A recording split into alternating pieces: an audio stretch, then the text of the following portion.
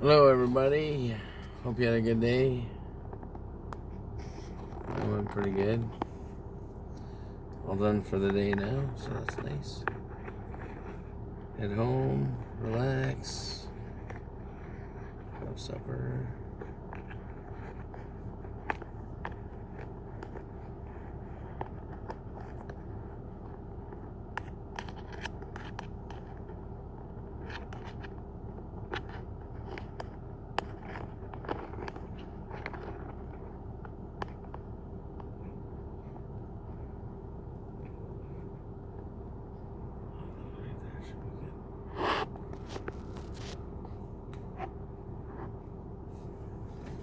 Anyways,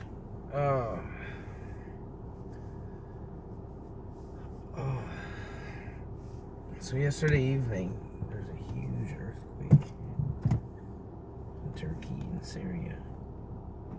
I was watching this program, and this guy monitors earthquake activity and stuff like that. He's talking about how it had been about 2 weeks and nothing happened. He was expecting all these earthquakes to happen because it happened prior to yesterday. He gives himself so many days or something like that or whatever, so like when he does a prediction or whatever. So yesterday I'm watching his update, and he's talking about how they're saying that recently that the center of the earth maybe stopped rotating because it does that sometimes now that they figured out or something like that. It might be rotating the other way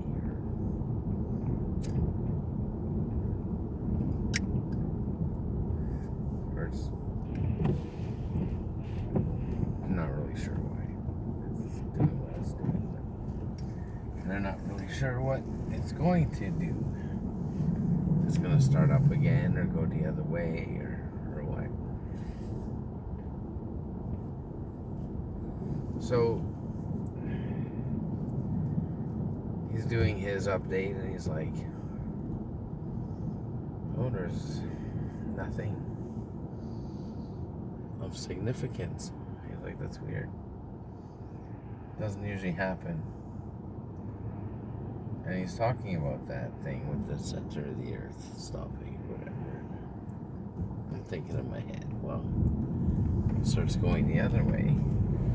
Maybe all that energy will go in a different area. So he's expecting things to happen around the South Sandwich Islands in Australia and whatever. That's where all the activity is in that area there.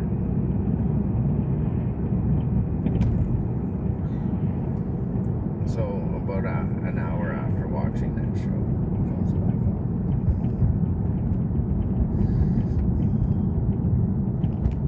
He says something about Turkey and Syria and whatever having a 8.0 magnitude earthquake.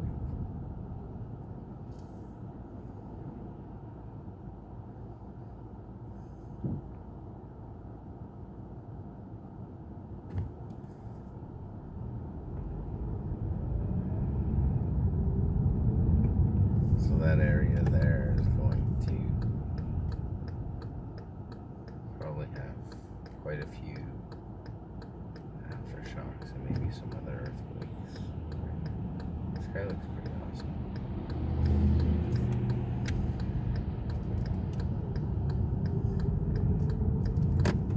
So I was thinking that something big would end up happening somewhere else, and it did.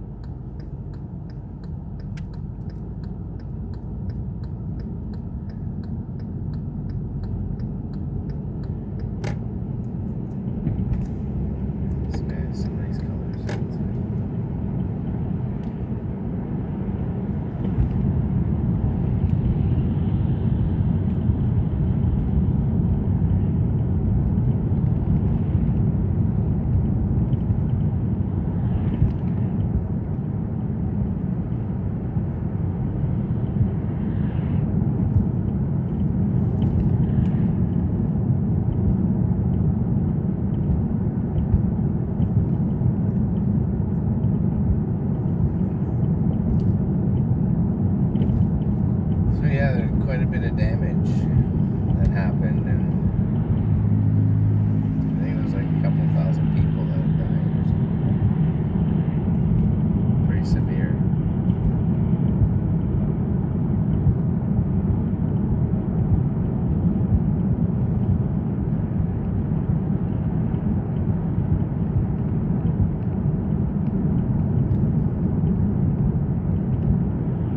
So they either had like 2 or 3 really big earthquakes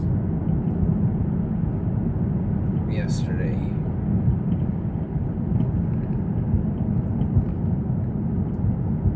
And they're talking about on the radio this morning.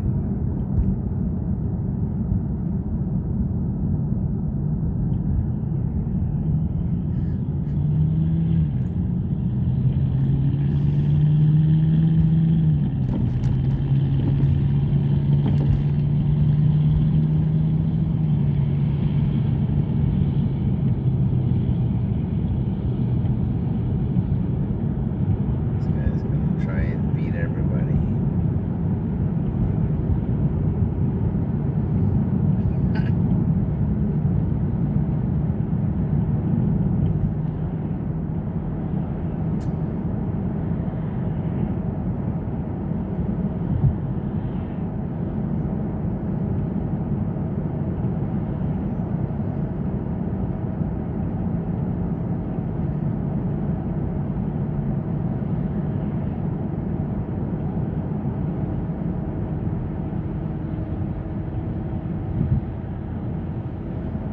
.30.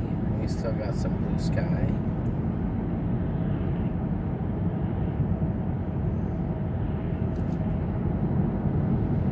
Slowly getting longer. The days, that is.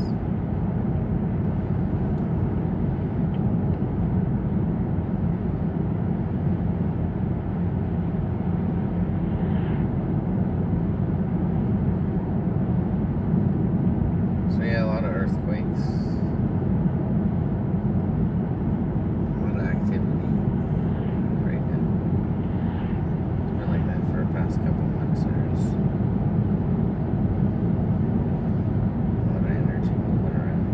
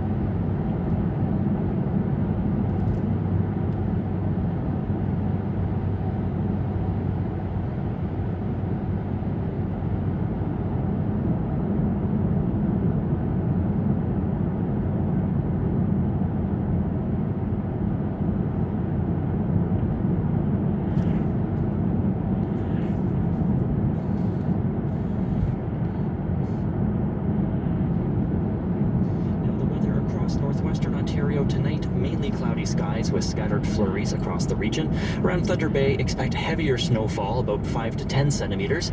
Overnight lows between -1 and -8, with the wind chill feeling somewhere between -11 and -16. For your Tuesday, more cloudy skies. Periods of snow should end by the morning. Around Greenstone, there's a risk of freezing drizzle. Tomorrow's highs between -1 and -4 degrees. Now heading to northeastern Ontario, tonight cloudy skies or increasing cloudiness. For Chapleau, Gogama, and then Timmins up to Moosonee, there is a chance of flurries. The rest of the region will see snow develop overnight, along with the risk of freezing drizzle before the morning.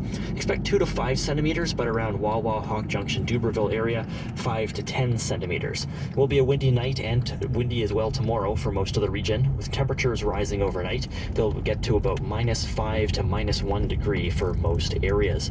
Tomorrow in the northeast, snow or periods of snow for most communities. In most cases, the snow will end by the afternoon at the latest, and then just a chance of flurries after that.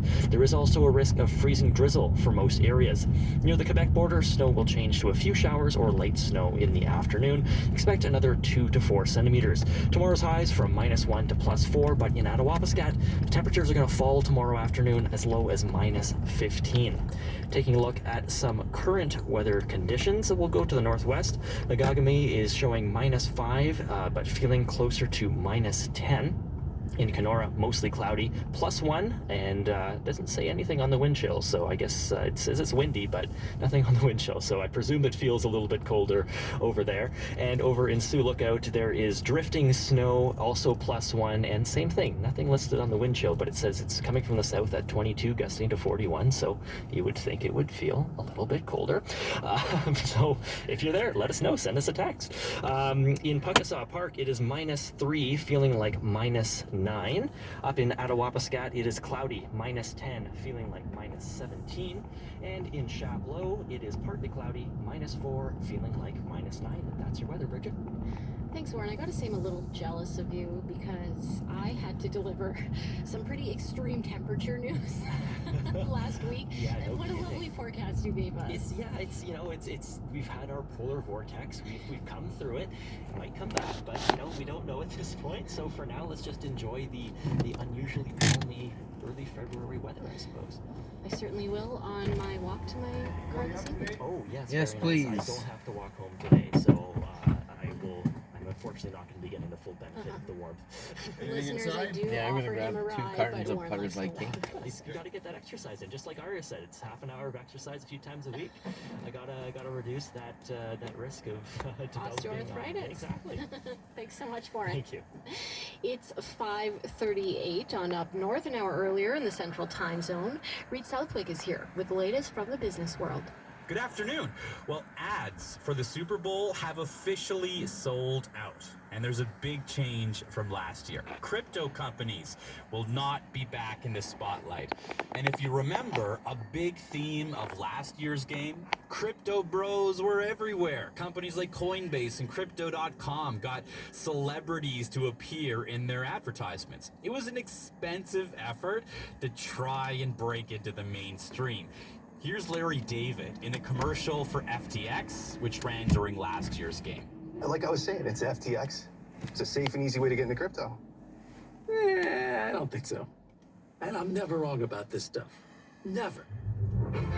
So the ad closes with text saying, "Don't be like Larry, don't miss out on the next big thing." But it turns out Larry was right. FTX has collapsed, filed for bankruptcy, and its founder is charged with a slew of financial crimes.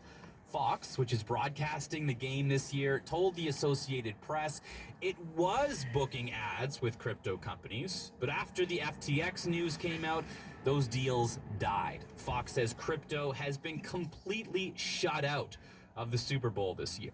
So, if crypto's out, who's in? Putters like In king? a word, booze. For the last 30 years, Anheuser-Busch InBev was the exclusive alcohol sponsor for the Super Bowl.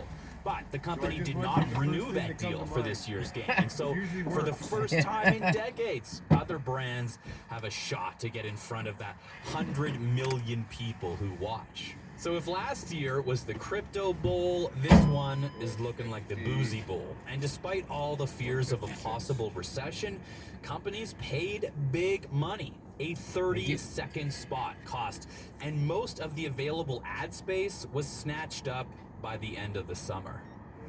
Now, companies often try to burnish their image during the one is trying to move on from a controversy. And this is one of the stranger stories in advertising recently, the saga of the M&M's mascots. Last year they had subtle changes to their footwear to be more inclusive, but pundits on the right like Tucker Carlson attacked the brand for being woke, and M&M's ultimately appeared to cave. It said it was pausing the use of those mascots, and instead the comedian Maya Rudolph became the new face of the candies. Here she is in a teaser ad for the Super Bowl. Hi again, America. Since we all love M&Ms, and let's face it, me, it only makes sense that I am renaming America's favorite chocolate candies Ma and Yas.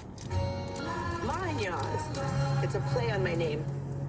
Ma and Yas. So the company is clearly trying to make the best of this controversy. And look, if you're trying to change the channel from a stumble like that, well, the Super Bowl gives you a massive audience. And that is your afternoon business. I'm Reed Southwick. Thanks, Reed. Well, a new book follows the rise and fall of a well-known federal politician who became a provincial leader.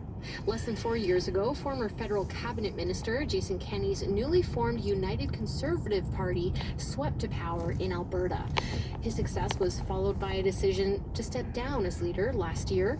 Dwayne Brad is a political science professor at Mount Royal University, and he's one of the authors of a new book called Blue Storm, The Rise and Fall of Jason Kenney. He joins me now from our studio in Calgary. Hello. Good afternoon, Bridget. Thanks so much for joining us today. So why did you want to document the rise and fall of Jason Kenney? It's quite a story. Well, we didn't actually anticipate that there would be a fall to the story. Let's go back a step.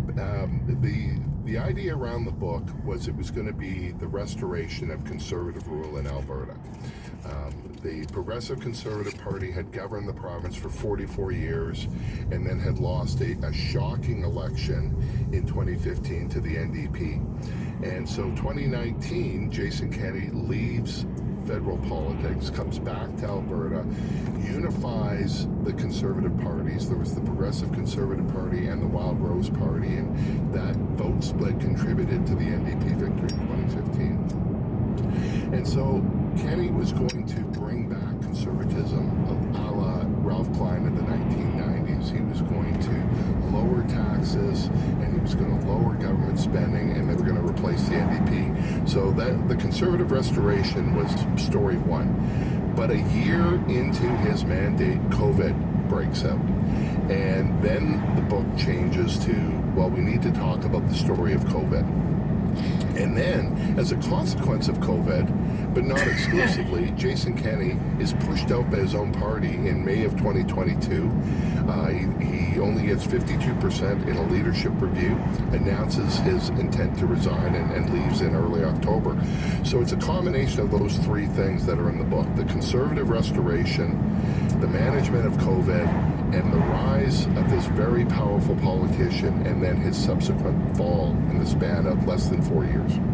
Yeah, it feels like a whirlwind to any... It was to live through it. I'd imagine. So how much, you mentioned COVID, how much of the book focuses on how he handled the COVID pandemic? So Lisa Young from the University of Calgary writes our COVID chapter, and it's the largest chapter in the book because it was so important. But COVID is interwoven in almost every chapter. So if you're talking about education, you're talking about masks in schools and remote learning. If you're talking about healthcare, you're going to talk about some of the challenges dealing with nurses and doctors. If you're talking about finances, how much money was spent on COVID programs. So COVID is right across the book. It is the dominant theme. So, sorry, excuse me. Looking back, how do you think Jason Kenney handled the pandemic while dealing with his base? So there were a couple challenges he had. Is I talked about that restoration of conservatism, so he wanted to cut back on public sector spending. So in the early days of the pandemic, he's ripping up the contract with doctors. He is trying to impose wage cuts on nurses. In other words, fighting healthcare workers in the middle of a health pandemic. Even though he ended up backing off from that, it didn't set the stage for dealing with it very well. The other challenge he had is his party was quite fragile, and there were divisions within it on COVID. So there was one group that believed that COVID was overhyped, that it was just some aspect of the flu, that restrictions weren't needed, vaccines surely were not needed. And so they challenged Kenney over and over again on public health measures. And another group that believed that Kenney was too weak on COVID, then acted too late and led to unnecessary deaths. And so Kenney tried to balance these two diametrically opposed views within his own party, and as a result didn't appease any of them, and both were angry at him. Yeah, so let's talk about the leadership campaign. At first, Kenney insisted all he needed was 50% plus one to stay on as leader. What do you think led to his change of heart? So he gave the legal threshold of 50%. We don't know what he would have survived on, but clearly 52% of his own party. So this isn't the electorate. If you've got half of your own family wanting you out, you know, that forced your hand. And I think it surprised him. When we listened to his speech, it sounded like he was going to stay in office, and then he must have changed a line or two and announced his intent to resign. But COVID didn't disappear. His replacement, Daniel Smith, represents that wing of the party that believed that vaccines cause more harm than good, that public restrictions were unnecessary. She has called on amnesty for those charged with COVID offenses. And so COVID, the politics of COVID have not disappeared, even though Jason Kenney has left. So there are a few things I'm sure that you would talk about here, but what do experts believe ultimately led to the fall of Jason Kenney? Oh, so COVID is obviously at the top of the list, but other provinces dealt with COVID, and those premiers were reelected. Scott Moe was reelected, Doug Ford was reelected, John Horgan was reelected, and Kenney wasn't. And not only did Kenney not lose an election, he was pushed out by his own party. So there has to be more than just COVID at play here. And I put it to two other factors. One is his leadership style. Kenney had been an MP from Calgary for about 20 years, but he hadn't spent a whole lot of time in the province. He had focused on Ottawa, suburban Toronto, suburban Vancouver. So he seemed out of date, out of touch with modern day Alberta, and he brought in a group of staffers who were similarly like-minded. They had worked with him in Ottawa, but didn't really understand Alberta, even if some of them may have been born there. He had poor relations with his caucus. He rarely talked to backbench MLAs, and when he did so, it was in a very condescending, I'm the smartest man in the room type of tone. So you've got Kenney's leadership style, and then you've got the fragility of the United Conservative Party. Wild Rose and the PCs had fought each other for years, and when they were brought together, the only thing that they really shared was a realization that they had to get together to throw the NDP out of office. Then they formed government, but those cleavages start to reemerge between the progressive wing and the Wild Rose wing, between urban Albertans and rural Albertans, between religious conservatives and secular conservatives. And so you've got structural problems with the party, layered on with some leadership, top-down leadership approaches of Jason Kenney, and then you have a health pandemic. And I think that mix obviously led to the downfall of Jason Kenney. Yeah, you've got layers on layers there. This is fascinating. Thank you so much for sharing your expertise with us, Dwayne. Okay, you're welcome. Dwayne Brad is a political scientist at Mount Royal University. He's one of the co-authors of a new book called Blue Storm, The Rise and Fall of Jason Kenney. It's edited by Dwayne Brad, Richard Sutherland, and David Terrace.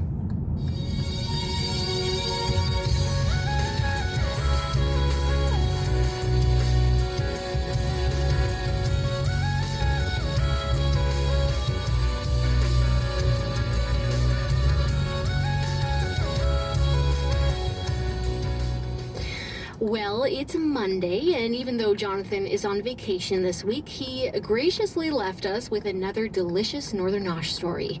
The Ontario Agricultural Hall of Fame recently announced its latest inductees, and 2 Northerners are on the list. From the Northeast, dairy farmer Carlton Mac Emery is being inducted for his passion for soil health and his advocacy for Northern Ontario. And from the Northwest, the director of the Lakehead University Agricultural Research Station, Tarlok Singh Sahota, is being inducted for his leadership at the station and research that has benefited farmers across the region. Jonathan caught up with Sahota after the Hall of Fame news was announced, and he started by asking him how he felt about the honor. Yeah, I feel great about it, and I'm grateful to the Lord Almighty, without whose blessing this will not come. And it was very thoughtful of the Thunder Bay Federation of Agriculture, who nominated me for this award or this honor. I didn't really aspire for this, right? Because I kept working hard and working well for the farmers. And fortunately for me, my area farmers hold me in very high opinion. So that's why they don't.